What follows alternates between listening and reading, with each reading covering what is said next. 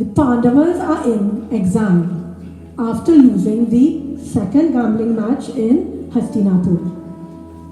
They are depressed, Priya. They are devastated. Yudhishthira is overwhelmed. He is feeling, how is he feeling? Guilty, remorseful. Bhima is angry. Bhima is ready to fight. Arjuna, Nakula and Sahadeva, they are just waiting for their elder brother to tell them, get ready for war. Each of them are processing in their own way. Draupadi too, who is with them, she is also processing in her own way what has happened to her. We remember with broken hearts that scene in the Sabha. And Draupadi, she thinks of her Bhagavan. She thinks of Lord Krishna. And immediately he appears, smiling as though summoned. The Pandavas, they are happy that Krishna is there. Who would not be happy when Krishna is there? They are very happy that he is there. And they ask him the obvious question. They ask him, what should we do? What should we do? What do you think Krishna tells the Pandavas to do? Do their duty. What is their duty? Fight for righteousness. That comes later in the Gita. Bhagavan Krishna, he tells them, worship Bhagavan Shiva. Bhagavan Krishna tells the Pandavas, he says, worship Bhagavan Shiva. In today's world, there's so much conflict between Vaishnavas and Shaivites. The Vaishnavas say only Vishnu and his 10 incarnations should be worshipped. The Shaivites say only Bhagavan Shiva should be worshipped. Each one of them think that their aspect of Bhagavan is superior and nobody else should be worshipped. Here Bhagavan Krishna himself is saying, worship Bhagavan Shiva. Not only does he say that, he says, worship Shiva as I have done. Worship Shiva as I have done, but not only as I have done. I continue to do so. The shloka says, Idanim sevyate devo bhakti mukti phalapradaha yuyam sevata tam shambhu mapi sarva sukhavaham. Bhagavan Shiva, Bhagavan Krishna, he says, even now I worship Bhagavan Shiva. You should also serve Shiva. Why? Because he bestows all the comforts within this world as well as moksha. So worship Bhagavan Shiva. Why is Krishna advising the Pandavas to worship Bhagavan Shiva?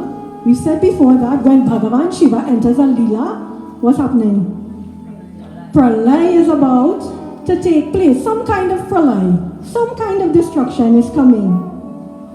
And what is the requirement in that present situation for the sustenance of the Jagat? It is the destruction of the evil that resides within the Kauravas. Bhagavan Krishna would have tried everything to avoid war, but war has now become inevitable. So, to assist with that pralay, Bhagavan Krishna is advising them, worship Bhagavan Shiva. When has Bhagavan Krishna worshipped Lord Shiva? We would have done a Katha previously. He wanted to have a son. Bhagavan Krishna wanted to have a son who would what? Assist him with what? His own pralay.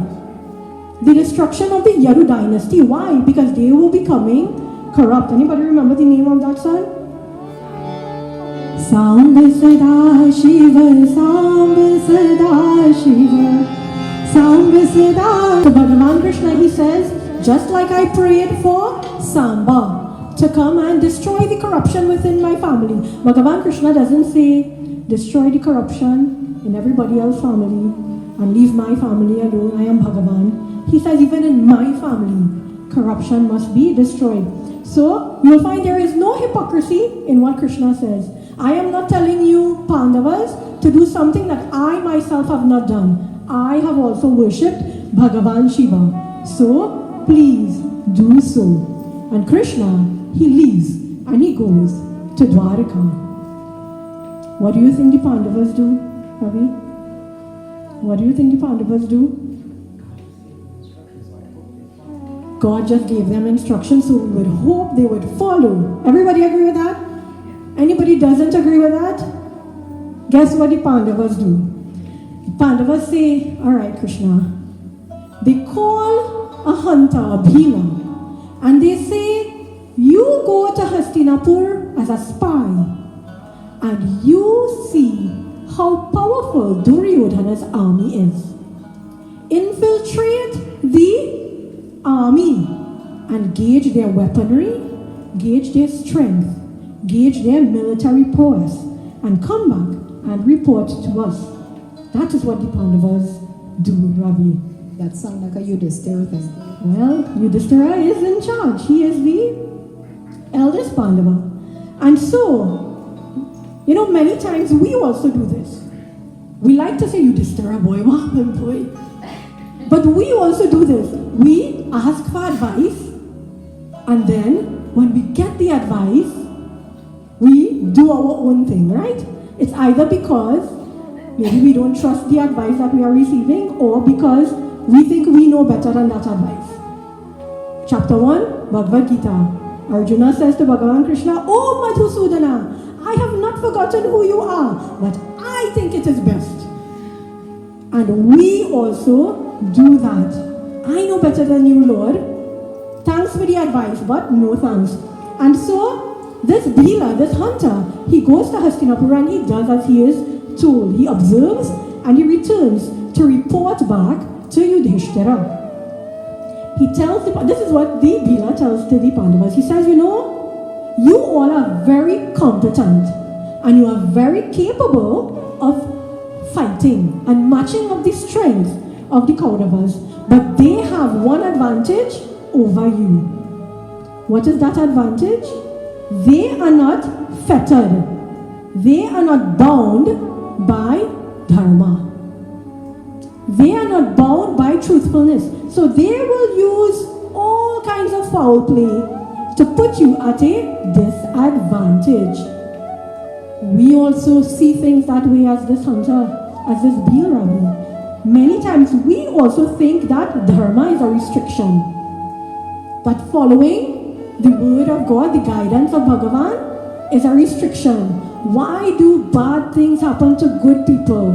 I am trying to do everything right, and look at what that other person is doing, and they are succeeding more than me.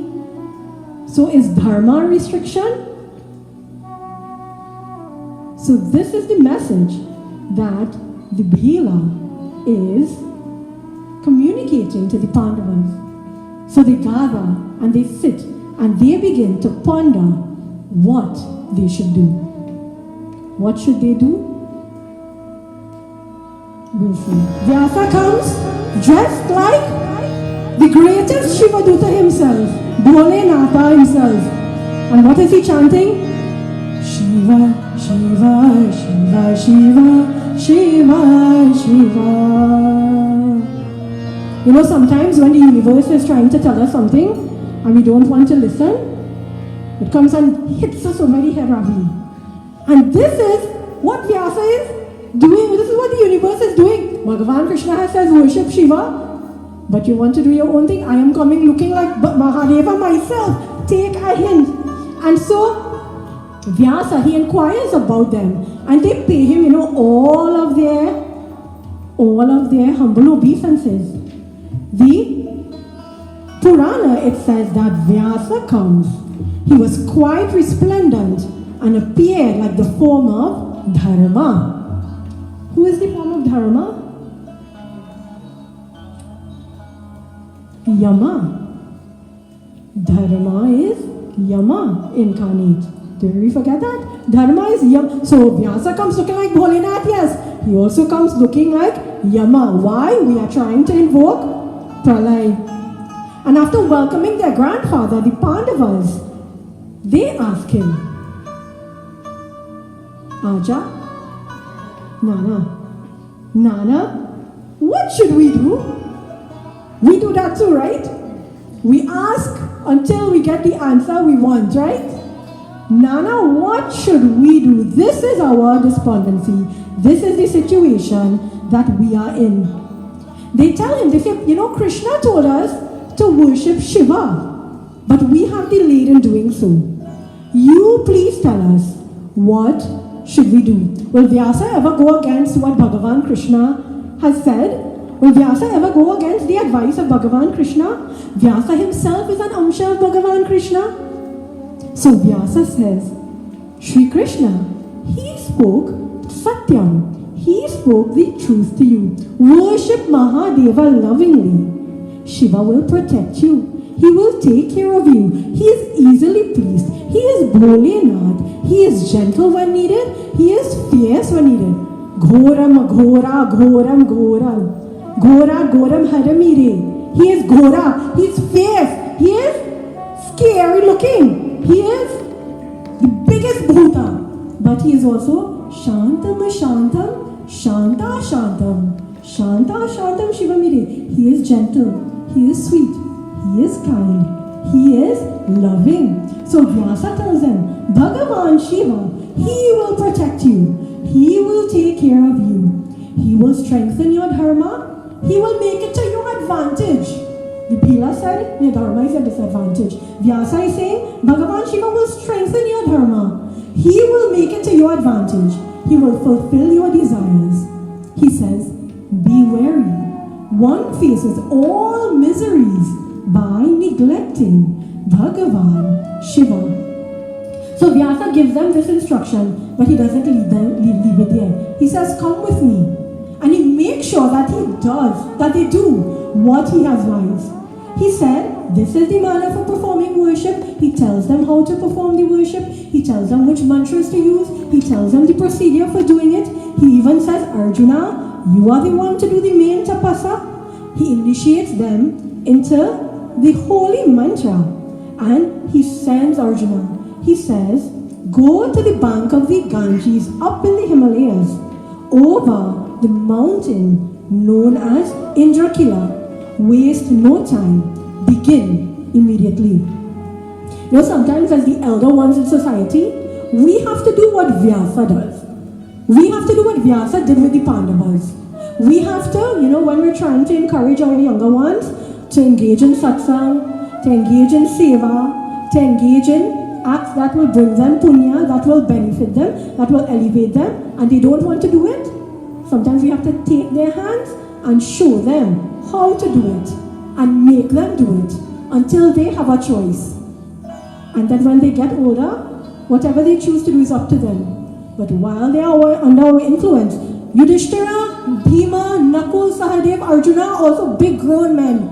They are the fiercest of Kshatriyas. And Vyasa says, hey, I am your grandfather, come here. Do what I am telling you. He doesn't wait for them. Bhagavan Krishna, he doesn't force us to do anything. He says, this is what is best. You do what you want. You have free will. Vyasa says, no. I am your grandfather. Come here. And he makes them perform these rites. So Arjuna, he listens to his grandfather and he goes to Indrakila. And after taking a bath in the freezing cold Ganges, we have some people who experienced that earlier last year, in the freezing cold Ganges, he invokes Mahadeva and he begins his tapas. It is said that standing on one leg and gazing at the sun with his mind devoted to Shiva, he begins to recite. So Arjuna, he is standing on one leg, he is staring directly at the sun, he is reciting Om Namah Shivaya, Om Namah Shivaya, Om Namah Shivaya. As we approach Mahashivratri, every day we should recite this mantra. In fact, we should recite it every day regardless. We always are approaching Mahashivratri because it's either in front of us and then it's in front of us again even after it passes. So we should always be reciting Om Namah Shivaya. Why is standing on one leg important, Ravi? We hear this a lot, right? We hear this a lot in the scriptures where they stand on one leg and the hands are in the air. Why? Why is that important? Try standing on your one leg for 1 minute and see if you think of anything other than balancing. Try staring at the sun for 10 seconds, directly at the sun, and see if you think of anything other than closing your eyes. The process of calming the mind, the process of calming the senses, it starts with bringing it into one-pointed thought. Eventually, after we're able to calm all of our wild horses from going in every direction, and we're focusing, even if we're focusing on balance, as we're reciting that mantra, Om Namah Shivaya, Om Namah Shivaya, eventually it starts to infiltrate our entire being. And so Arjuna, as his tapasya continued, all of the devatas, they begin to notice this radiance that is emanating from his form. And so the devatas, they go to Bhagavan Shiva and they say, your devotee is performing this great tapasya. Please go to him and grant him his wishes. Does Bhagavan Shiva not know that Arjuna is performing this tapasya? Of course, Bhagavan Shiva knows everything. But the devatas too are excited and enthusiastic about this impending pralaya. They too want for this evil to be eradicated from the earth. And so they push a little harder. Go, Bhagavan Shiva. Go and grant Arjuna his wishes. And Bhagavan Shiva says, Tathastu, as you wish, I will definitely go to Arjuna. Don't worry, go back to your respective lokas. I will take care of it. Now, Bhagavan Shiva is preparing to go to Arjuna. But you know, some people can't leave well enough alone. Duryodhana hears that Arjuna is performing this Mahatapas, and Duryodhana thinks Arjuna must be performing this tapas to defeat us. We know Duryodhana, he always acts from a place of insecurity and fear, right? All of his actions are coming from this place of insecurity and fear. Somebody is out to get me. And how does he respond to this? Duryodhana, instead of maybe performing his own tapas to get his own powers, he instead decides to disrupt Arjuna's tapasya. He sends a demon disguised as a bull, towards Indrakila and tells him, go and kill Arjuna. Go and destroy Arjuna. So this demon, he goes as instructed, and Vyasa says the demon came like a demon. He came causing havoc. He came with loud noises, creating chaos and a great racket. As he approached the mountain, he teared off peaks of hills and valleys and rooted out trees and thundered and made this big uproar as he walked towards the spot where Arjuna is doing his tapasya. So Arjuna, he hears the sound and he becomes startled and he thinks, what is happening? Who is the one who is coming? Who is the one who is coming here with the intention of violence? Now Arjuna, his Kshatriya training kicks in and he starts to analyze the situation. Now he stops thinking, Om Namah Shivaya. I think he put down his foot too. I think so. Vyasa doesn't say it, but I think so, right? And he starts to think now, his defensive mechanism jumps in and he starts to analyze the situation. Hear what Arjuna. He says, Acharaha kulamakyati vaparakhyati bhojanam vachanam shrutamakyati snehamakyati lochanam akarena tathagatya cheshtaya bhashitairipi netavaktra vikarabhyam nyayatin yanhiram manaha. Arjuna says, one's conduct reveals one's family. One's conduct reveals one family. The way we behave, it reveals what kind of family we come from. One's body reveals their diet. If we look at somebody's body, we can tell what kind of diet they have. He says, the mode of speech reveals the extent of learning. So the way we speak reflects how smart we are, how learned we are.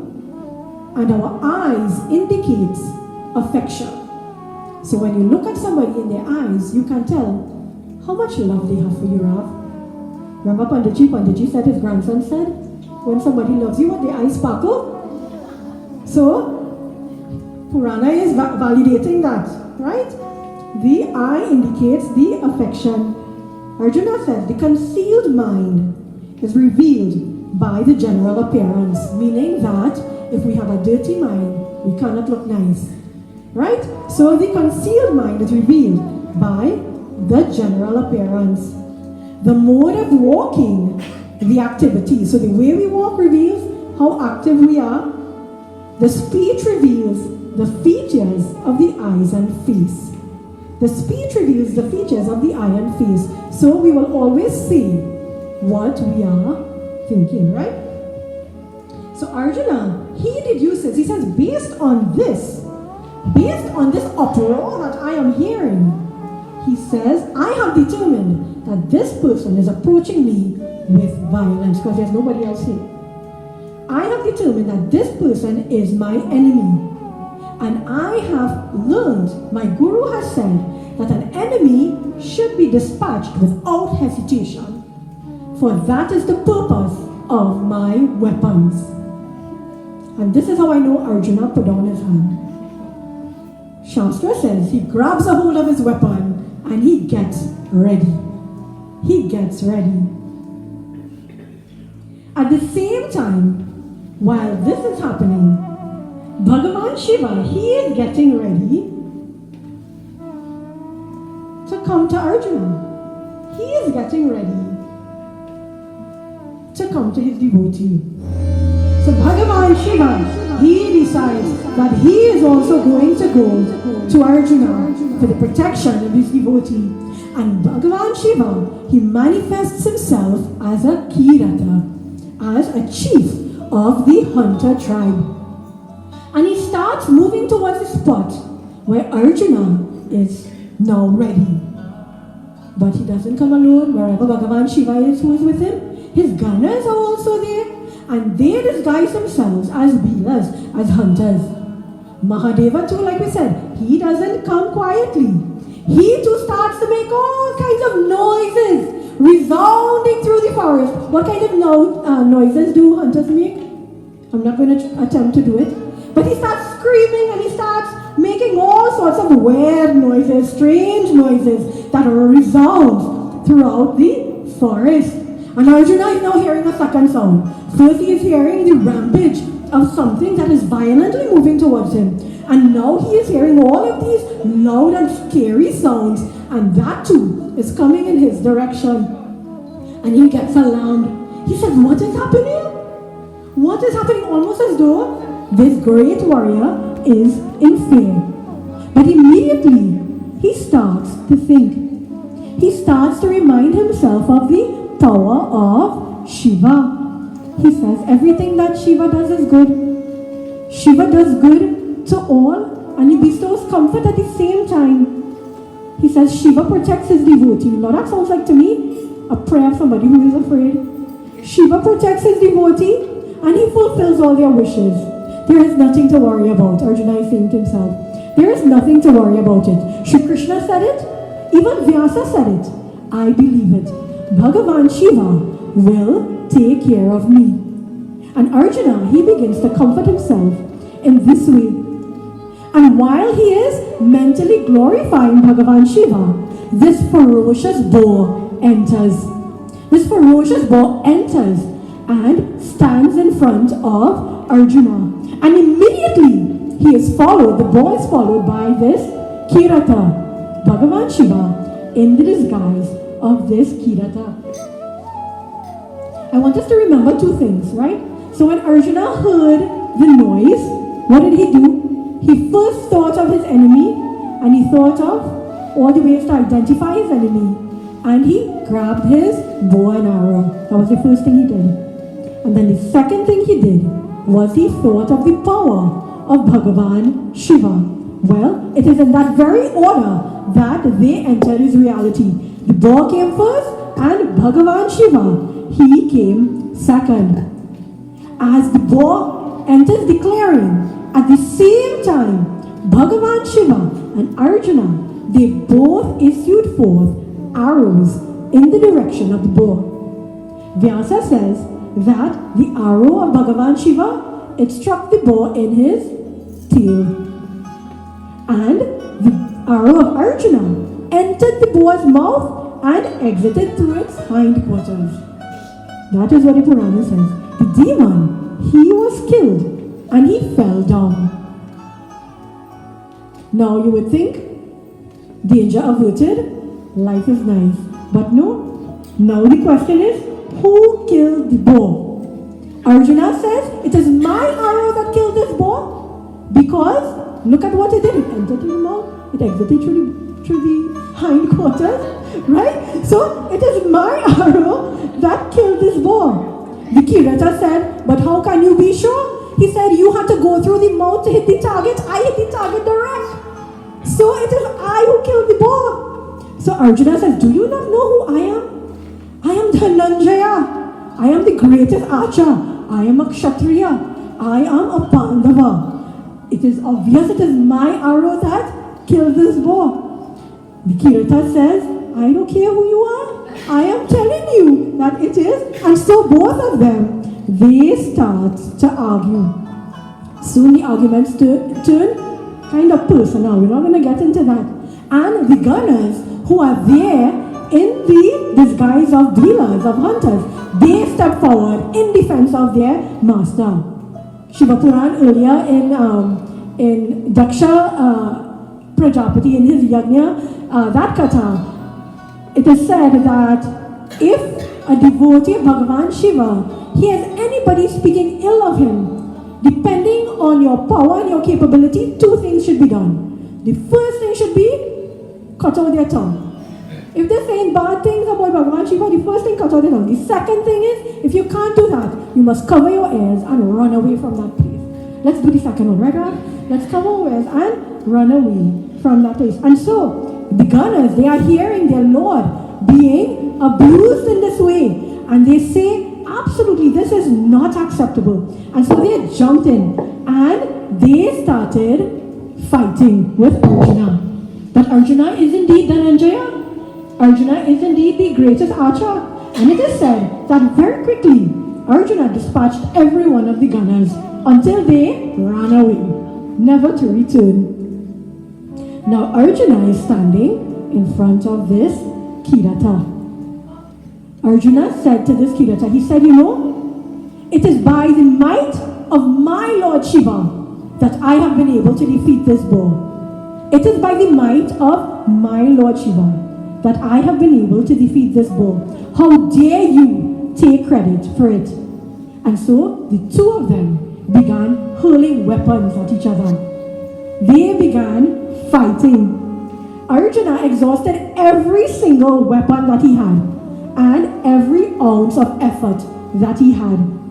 And eventually he realized that this was tiring and my opponent is relentless. He doesn't even look fazed.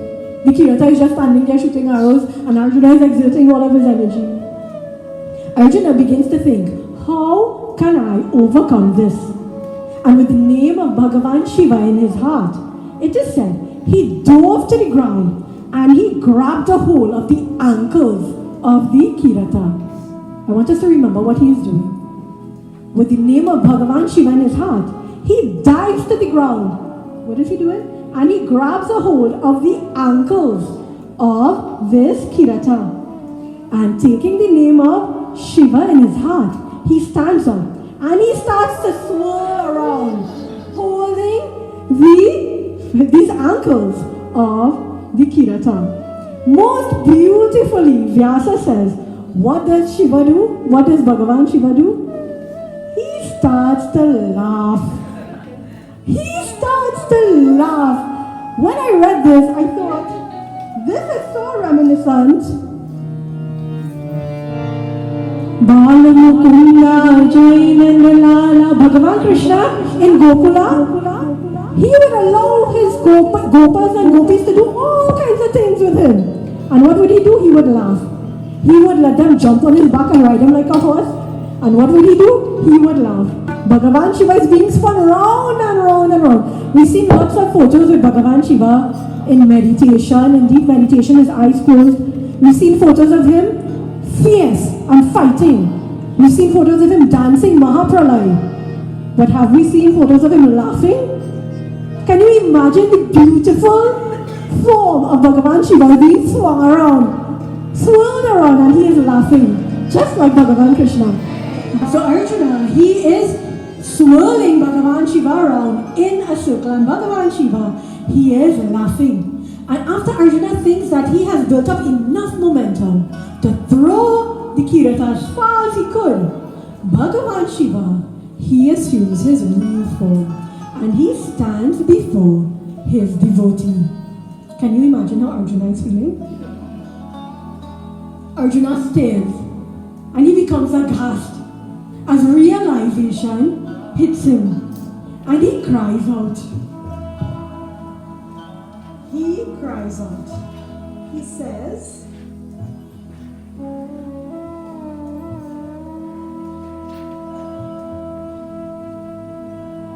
"Alas, a calamity has occurred. It is none other than Shiva himself, who has been accepted by me as my Lord. He is the Lord of 3 worlds. Look at what I have done. What is it that has been done by me?" And then he starts to say, he says, "The Maya of the Lord is so powerful, which overpowers even those who possess Maya." Pause. The Maya of the Lord is so powerful. So Bhagavan Shiva, this illusion that you have created, is so very powerful.